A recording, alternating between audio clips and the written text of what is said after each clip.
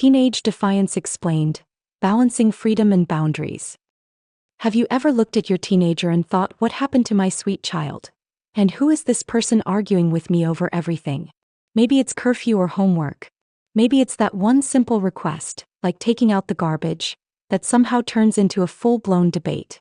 If that sounds familiar, you should know that this happens to all parents and you are not failing. Teenage defiance can feel exhausting, personal, confusing, and at times even heartbreaking. One minute your teen wants space, the next they're upset you're not understanding them. They push you away and yet they still need you close. It's a confusing time for them and for us. But here's the good news. Defiance isn't always a sign that something is going wrong. In many cases, it's a sign that something very normal is happening. Your teen is growing up. They're trying to separate, figure out who they are, and test how much control they have over their own life. The challenge for us as parents is learning how to respond in a way that protects the relationship with them while still keeping healthy limits in place. So today we're going to talk about what teenage defiance really means, why it happens, how to handle it without turning your home into a battleground, and how to balance freedom and boundaries in a way that actually helps your teen grow. So if you've been feeling worn down by arguments, attitude, and pushback, stay with me, because this conversation may help you see your teen and yourself a little differently. What teenage defiance really looks like. Before we go too far, let's talk about what teenage defiance actually looks like, because sometimes we picture defiance as big explosive moments, yelling, door slamming, refusing to listen, but often it shows up in smaller ways too. Teenage defiance might look like arguing about rules, refusing to do chores, ignoring requests, talking back, rolling their eyes, pushing curfews, challenging family values, acting like your opinion doesn't matter, and saying, "It's my life," or "You don't understand." Now, not every disagreement is defiance. Teens are supposed to have opinions. They're supposed to question things and they're supposed to begin thinking for themselves. That's actually part of healthy development. But when those opinions start coming with constant resistance, disrespect, or risky choices, that's when it becomes harder to navigate. This is where many parents get stuck. We often ask ourselves, do I push harder? Do I let this go? Am I being too strict? Am I being too soft? Is this normal or should I be worried? If you've asked yourself any of these questions, you're in good company. Parenting a teen often feels like walking a tightrope. You want to guide them, but you also don't want to crush their growing independence. Why is my teen so defiant? When your teen is defiant, it can feel very personal. It can feel like they're rejecting your values, your rules, your authority, or even you. But most of the time, defiance is not really about you. It's about what's happening inside your teen. Adolescence is a time of identity building. Your teen is trying to answer some really big questions such as, who am I? What matters to me? What do I believe? How much control do I have over my life? Am I still a child or am I becoming an adult? That's a lot to carry, and because their brains are still developing, especially the parts responsible for impulse control, planning, and emotional regulation, those big feelings and questions don't always come out in calm, mature ways. Sometimes they come out as attitude. Sometimes they come out as defiance. Your teen may push back because they want more control over their choices. They're trying to prove they can think for themselves. They're frustrated by limits. They feel misunderstood. They're overwhelmed by school, friendships, social pressure, or emotions they can't fully explain. They're testing whether your boundaries are real and dependable. And yes, sometimes they're also just tired, stressed, hormonal, embarrassed, or having a bad day. That doesn't mean rude behavior is okay.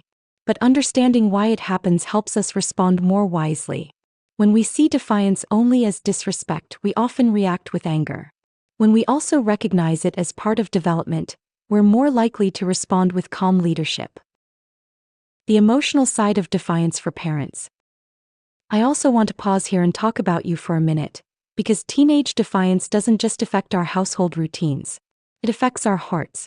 There is something deeply painful about pouring your love, energy, time, and care into your child, only to be met with eye rolls, anger, slammed doors, or words that sting. It can make you feel rejected, question yourself, or even wonder if you've done something wrong. And if you've felt that way, those feelings make sense. Parenting a teenager can bring up grief in unexpected ways. You're watching your child pull away while still needing you. You're letting go of the little kid years while trying to figure out how to parent the bigger, louder, more independent version of the child you know and love. That's not easy. Sometimes a teen's defiance doesn't just trigger frustration. It triggers fear. What if I lose them? What if I'm too strict and they stop talking to me? What if I'm too lenient and they make dangerous choices? What if this keeps getting worse?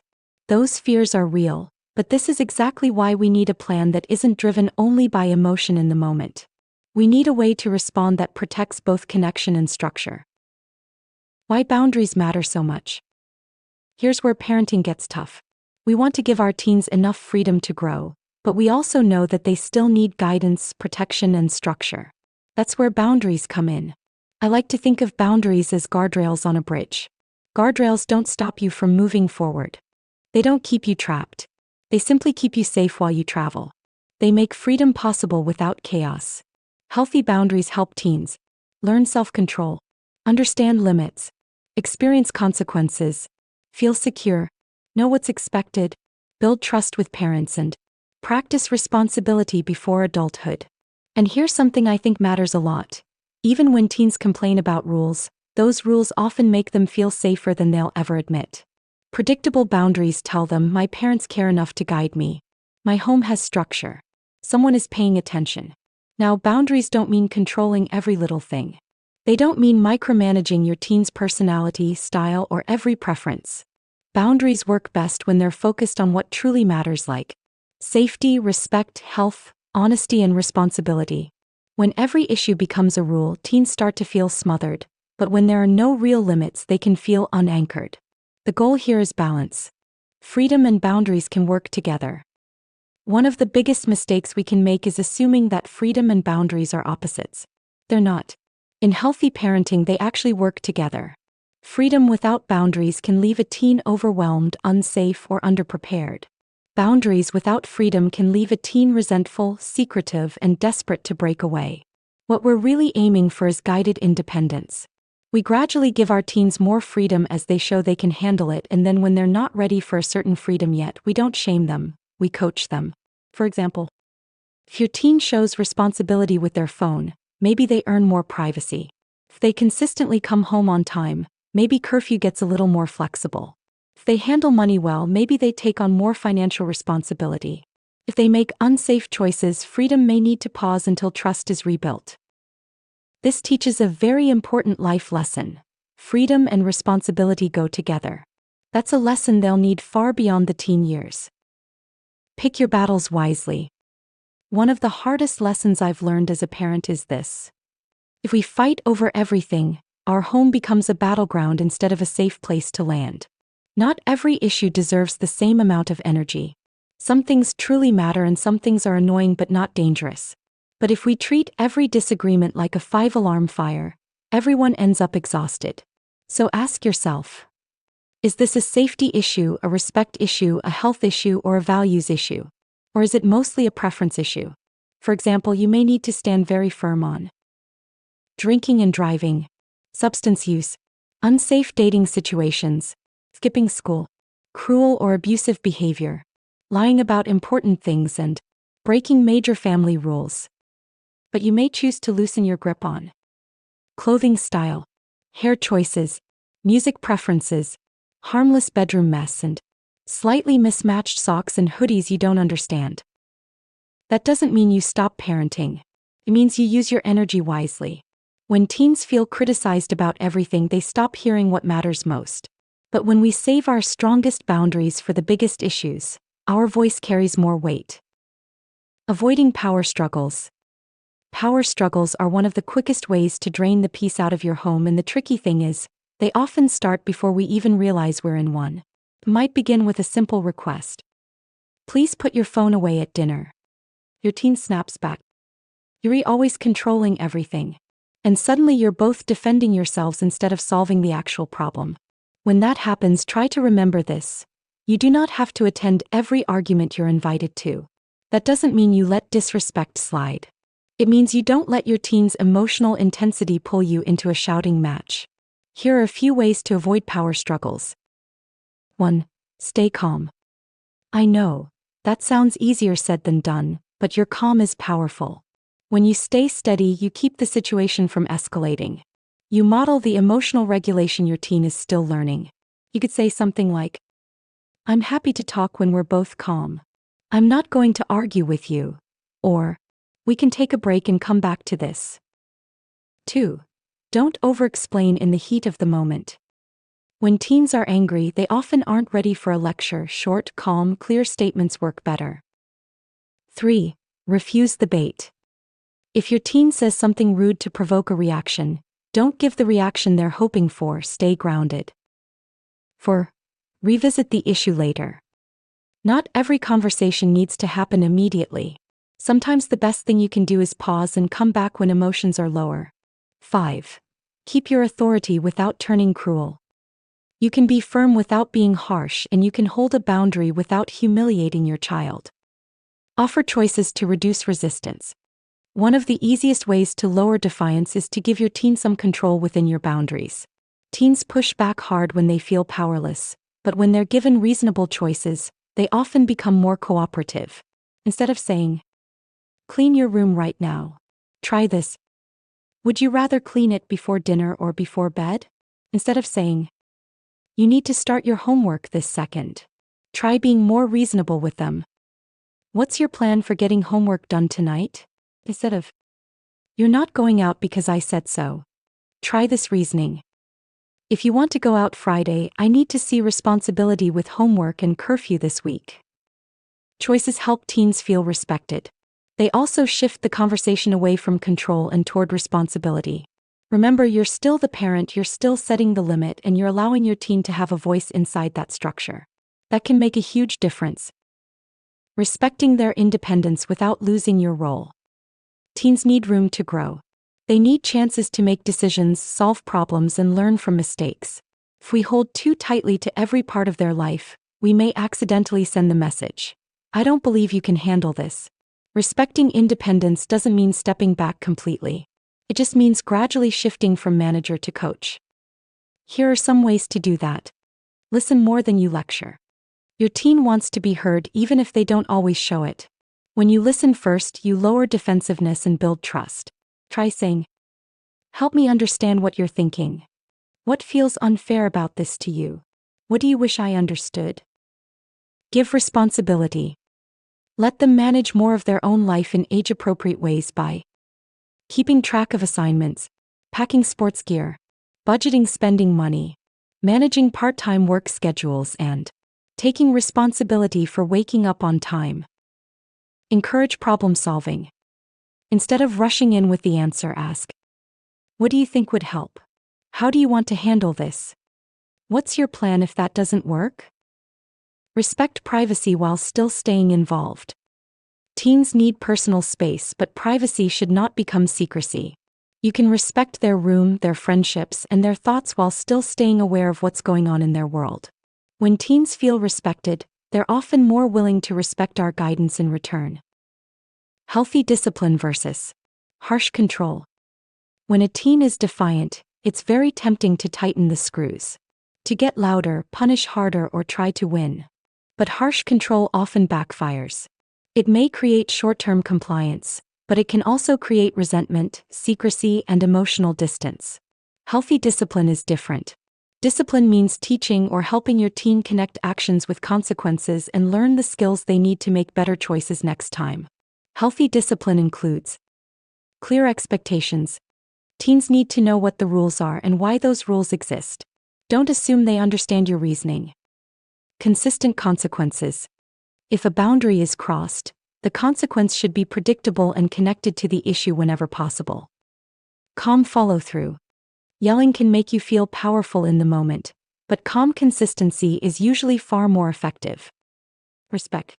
A teen can be corrected without being shamed. You can say, "That choice wasn't okay," without attacking their character. The goal is not to control your teen's every move. The goal is to help them develop internal control, the ability to make wise decisions even when you aren't there. Natural consequences and logical consequences. One of the most powerful tools we have as parents is letting consequences do some of the teaching for us. Natural consequences. These happen on their own. If your teen doesn't study, they may get a poor grade. If they forget their soccer cleats, they may have to sit out. If they spend all their money, they won't have any left for the thing they wanted later. Natural consequences can be incredibly effective because they connect directly to the behavior. Logical consequences. These are consequences you create that are related to the problem. If your teen breaks phone rules, they lose phone privileges for a time. If they stay out past curfew, curfew may become earlier until trust is rebuilt. If they don't help care for shared family spaces, they may lose certain privileges until responsibilities are handled. The key is to keep consequences related to the behavior reasonable, respectful, and consistent. Consequences should teach, not humiliate. How to talk so your teen will actually hear you. If you want to reduce defiance over time, communication matters a lot. Not just what we say, but how we say it. Teens often shut down when they feel judged, cornered, or lectured. So instead of starting with accusation, try curiosity. Instead of saying, "You never listen," try saying, "I feel like we keep getting stuck in the same fight. Can we talk about what's going on?" Instead of saying, "You're so disrespectful," try saying, "The way you spoke to me wasn't okay. I want us to talk respectfully even when we're upset." Or instead of saying, "You can't handle any freedom," try saying, "I want to give you more freedom, and I also need to know you can handle it responsibly." A few communication tips that can really help are: talk during calm moments, not only after conflict. Ask questions before assuming motives. Use "I" statements when possible. Keep your message clear and short, and validate feelings without approving poor behavior. For example, "I can see you're really frustrated. I'm still not okay with how you handled it."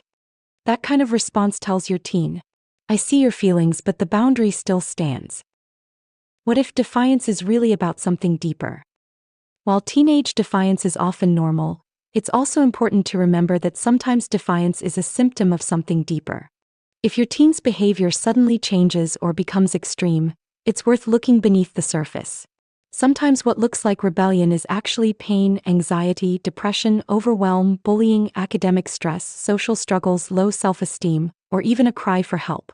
Here are some signs that it may be time to look deeper. Constant rage or aggression, destruction of property, running away, substance use, refusal to attend school, extreme withdrawal from family and friends, big changes in sleep, eating, or mood, self-harm talk or hopelessness, or risky behavior that seems out of control. If you're seeing those kinds of patterns, please don't carry that burden alone. Reaching out for support is not a sign of failure, it's a sign of wisdom. A counselor, therapist, school support staff, or mental health professional can help you understand what's really going on and give your family tools to move forward. Questions to ask yourself in the heat of the moment. In the middle of a conflict, it can be hard to think clearly. Emotions run high. We feel disrespected. We want the behavior to stop immediately, but sometimes a short pause can change everything. When your teen is being defiant, ask yourself, is this about my control or their need for independence? Is this truly important, or am I reacting because I feel disrespected? What lesson do I want my teen to learn from this moment? Am I escalating because I'm angry? Does my teen need correction right now or connection first? Is there a way to hold this boundary without turning it into a war? Or what would calm leadership look like here? These questions don't excuse poor behavior. They simply help us respond with intention instead of impulse. Frequently asked questions about teenage defiance. Is teenage defiance normal? Yes, teenage defiance is often a normal part of development. Teens test limits as they build identity, independence, and decision-making skills. That doesn't mean all behavior should be accepted, but some pushback is very common and not a sign that you're a bad parent. How do I set boundaries without constant fights? Focus on the big priorities: safety, respect, honesty, health, and responsibility. Be clear about your expectations, explain the why when appropriate, and follow through consistently. Also, look for places where your teen can have choices. What if my teen refuses to follow the rules? Stay calm, avoid long arguments, and follow through with a reasonable consequence. If possible, use natural or logical consequences instead of harsh punishment. Then revisit the conversation later when emotions have settled. How do I respect independence while keeping my teen safe? Give freedom in areas they're ready for and keep firmer limits around things that affect safety, like driving, curfew, online behavior, and substance use. Independence should grow alongside responsibility. When should I worry? If defiance becomes extreme, dangerous, aggressive, or constant, especially if it comes with emotional distress, school refusal, self-harm, substance use, or isolation, it may be time to seek professional support. Encouragement for the parent in the middle of the storm. If you're in the middle of this time right now, I want to encourage you with something important. A defiant teen does not automatically mean you have a broken relationship, and it does not mean you are failing as a parent. The stage can be messy. Growth often is. Your teen may resist your rules while still desperately needing your stability. They may roll their eyes and act like they don't care, while quietly depending on your consistency more than you realize. They may reject your advice one day and repeat your words back to a friend 6 months later. Keep showing up. Keep holding loving boundaries. Keep making room for honest conversations. Keep apologizing when you get it wrong. Keep trying again after the hard days.